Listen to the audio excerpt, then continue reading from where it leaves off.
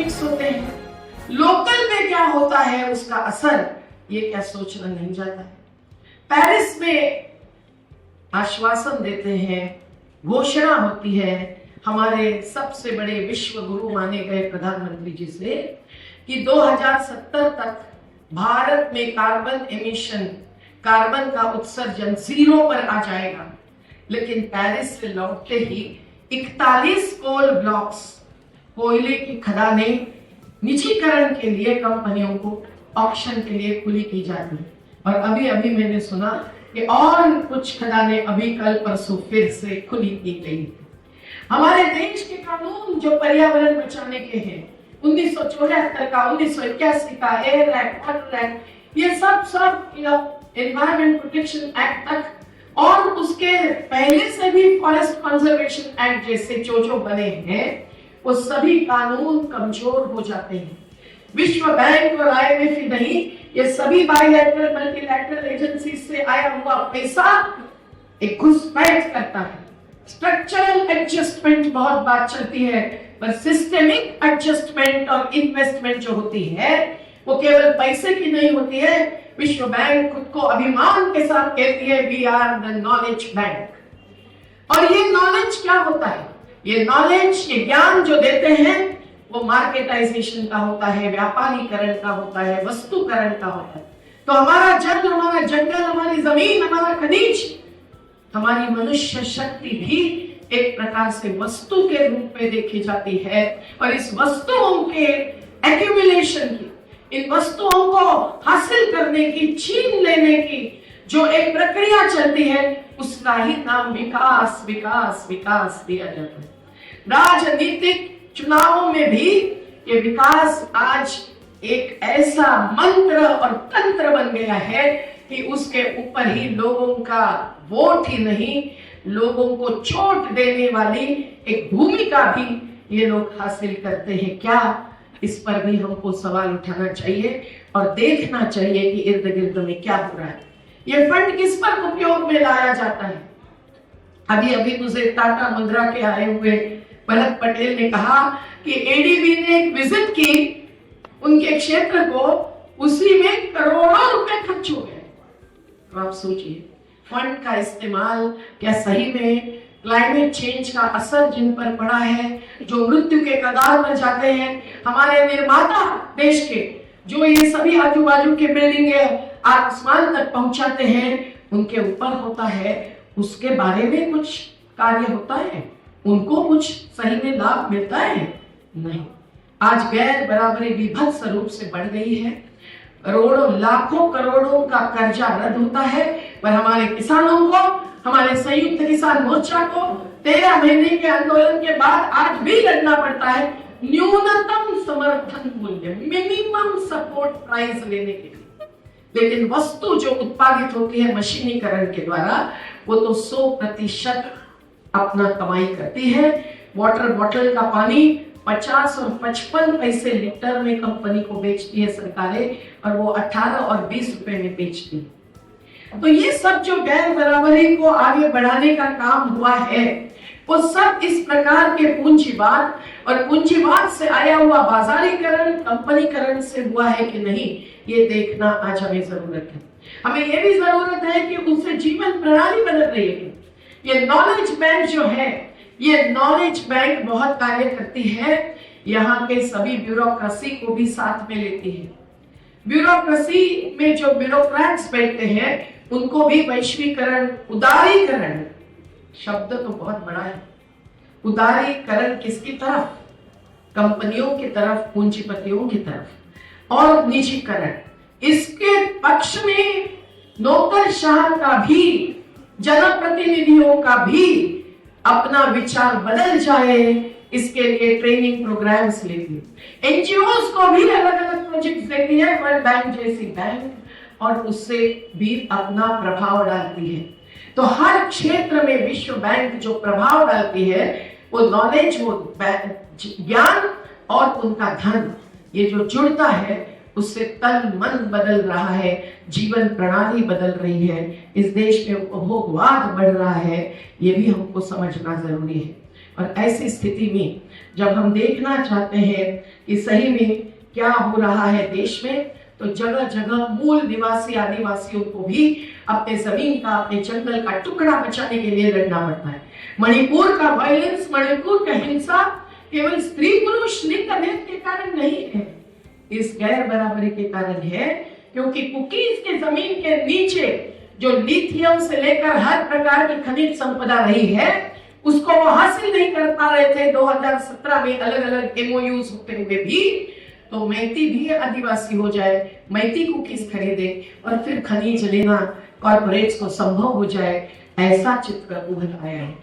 तो साथियों, हम देख रहे हैं कि इस प्रकार से जो एक एक प्रकार से क्राइसिस हम भुगत रहे हैं, वो क्राइसिस में इस विश्व के पूंजी का, जो विश्व बैंक से ही नहीं विविध इंटरनेशनल फाइनेंशियल इंस्टीट्यूशन से आती है, उसका रोल क्या है, और वो जनता को अंधेरे में रखकर आगे बढ़ता है।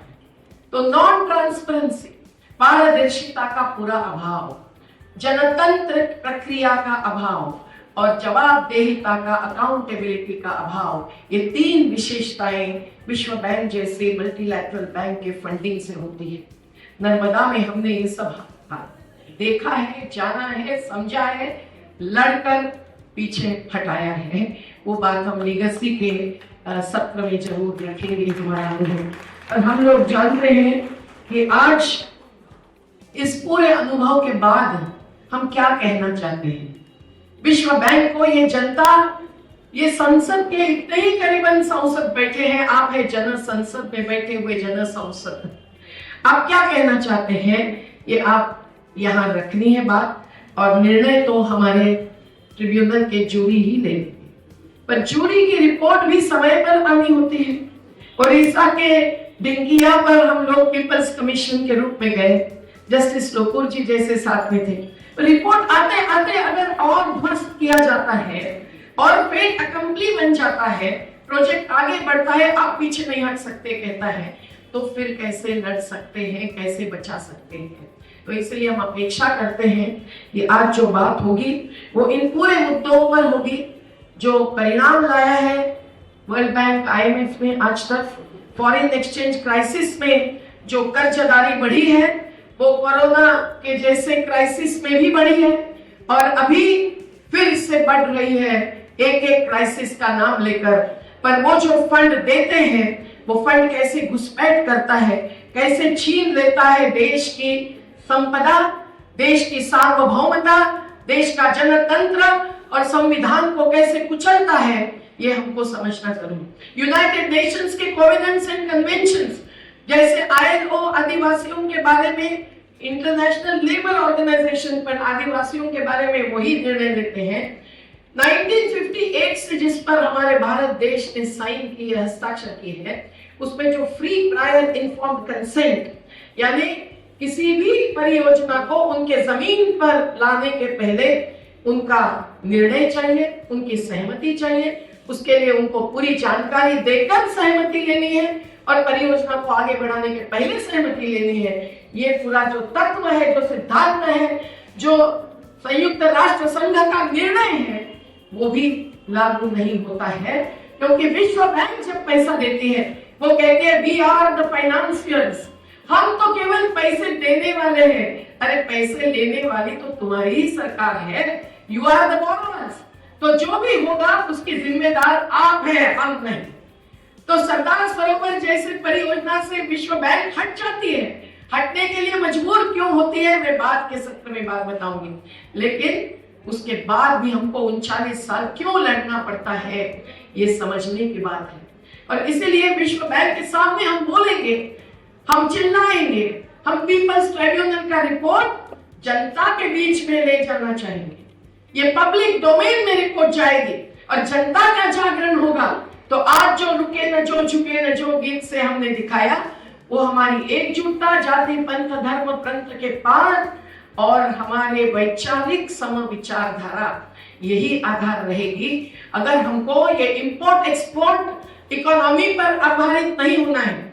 आज जो बिलियंस ऑफ डॉलर्स का कर्जा ले रहे हैं और इंटरेस्ट भी, ब्याज भी भुगत रहे हैं, पर 5 किलो से ज्यादा 15 किलो अनाज, कुछ तेल और दाल के साथ हमारे गरीब महिलाओं को देने के लिए सरकार कहती है, किसानों को न्यूनतम समर्थन मूल्य देने के लिए सरकार कहती है आज की कि हमारे पास पैसा नहीं।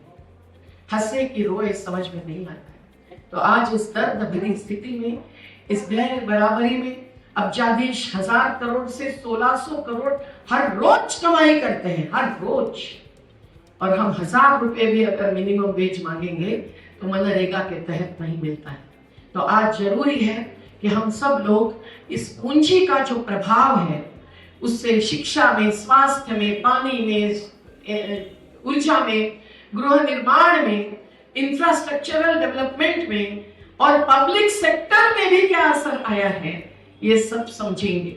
और इसीलिए समझना चाहिए कि प्राइवेट सेक्टर डेवलपमेंट ये भी एक थीम है, एक कार्य क्षेत्र है विश्व बैंक के फंडिंग।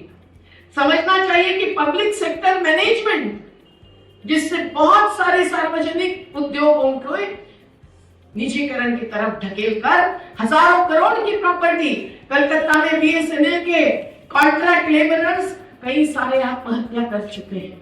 मैं शर्मिंदे हूं कि 2 बार बातचीत करने के लिए हम बैठे, लेकिन आज भी नहीं आया है निर्णय उनके पक्ष में। तो 55 से 60 लोगों ने आत्महत्या की।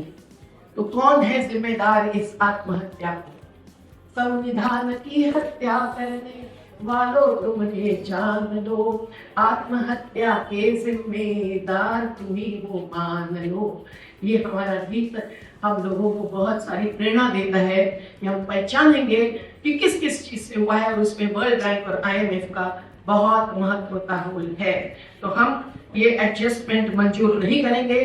केवल सेफगार्ड्स जाहिर करना, केवल ऑपरेशंस मैनुअल लिखना और उसका प्रतिबिंब, उसका रिफ्लेक्शन, उसमें जो शर्तें लगती हैं वो एक एक प्रोजेक्ट को फंड लेते हुए जो एग्रीमेंट्स होते हैं उनमें नहीं होना, ये नर्मदा का अनुभव है। और इसीलिए हम बस इतना ही कहेंगे कि हम लोगों को इस देश का फेडरलिज्म, जिसमें केवल केंद्र और राज्य ही नहीं पर स्थानीय स्वराज्य संस्था, ग्राम सभा हो या शहर की वार्ड सभा नहीं, बस्ती सभा हो, इसको भी स्थान और अवकाश मिलना चाहिए। इस तरफ इस देश को अगर ले जाना है तो लोकसभा से ऊंची ग्राम सभा, ये हमारा नारा नहीं, हमारा संकल्प होना चाहिए। हमको चाहिए कि हम मानेंगे वसुधैव कुटुंबकम, लेकिन किसी भी प्रकार की अर्थव्यवस्था, राजनीतिक व्यवस्था, सामाजिक व्यवस्था भी हम लोग लोकल टू ग्लोबल ही मानेंगे। हमारा पहला जनतंत्र का स्तंभ जनता होना चाहिए और ये जनतंत्र के आधार पर निर्णय होना चाहिए। पर आज पार्लियामेंट नहीं जानती क्या एग्रीमेंट्स होते हैं, असेंबली नहीं जानती क्या एग्रीमेंट्स होते हैं। तो ये ओवरसाइट ऑफ द पार्लियामेंट का एक बड़ा अभियान जब जो भाई और उनके साथियों ने चलाया था, हम भी उसमें शामिल थे। बहुत सारे लोगों ने इसको मंजूर किया था। मुरली मनोहर जोशी जैसे बीजेपी के MP ने भी माना था, लेकिन आज तक वो नहीं हुआ है। G20 के अंदर क्या हुआ है, आचार संहिता के दौरान, आखिरी बात कहकर मैं रुकती हूँ, 47 अमेरिकन कंपनियों के प्रमुख भारत में आए थे, किसी को पता नहीं। आचार संहिता जारी होते हुए, कोड ऑफ कंडक्ट लागू होते हुए, और यहाँ के कॉमर्स मिनिस्टर केंद्र के उनके साथ बैठे थे। अमेरिका के एग्रो बिजनेस डिपार्टमेंट के प्रमुख आए थे और उन्होंने जो पूरे अनुबंध किए हैं उसमें अमेरिका के अनाज, अमेरिका की दालें, अमेरिका के डेयरी प्रोडक्ट्स यहाँ आएंगे। और पिछले 2 साल में मोदी सरकार ने टैरिफ कम किया, इसके लिए हमको हजारों करोड़ का फायदा हुआ है और आगे भी हमको हर साल 3000 करोड़ का फायदा होगा। ये उनका जाहिर स्टेटमेंट है जो भारत के प्रेस में, मीडिया में नहीं आया, पर अमेरिका के पूरे मीडिया में छलका। ये हमको किसी ने ढूंढने में मदद की। तो सोचिए क्या हो रहा है। ये पर्दे के पीछे जो चल रहा है उसकी जानकारी न देते हुए हमारे जनप्रतिनिधि, हमारे जनता का प्रतिनिधित्व तो ऐसे करेंगे, हम ही खुद हमारे प्रतिनिधि बनेंगे। ये विश्वास लेकर हम लोगों को कहना चाहिए कि हम लोग ये पीपल्स ट्राइब्यूनल के रिपोर्ट को बहुत ही आशा और विश्वास के साथ देखते हैं। अभी तो नारे लगाना शुरू ही हो गया है, निर्णय जाहिर हुआ है, पर जूरीज, हमारे अहम मान्यवर पैनल के मेंबर्स जो निर्णय लेंगे सबकी बात सुनकर उसको हम लोग जन जन तक, दिल्ली तक नहीं केवल गली गली तक पहुंचाएंगे। ये भरोसा देते हुए हम सब लोग आपको जिंदाबाद करते हैं।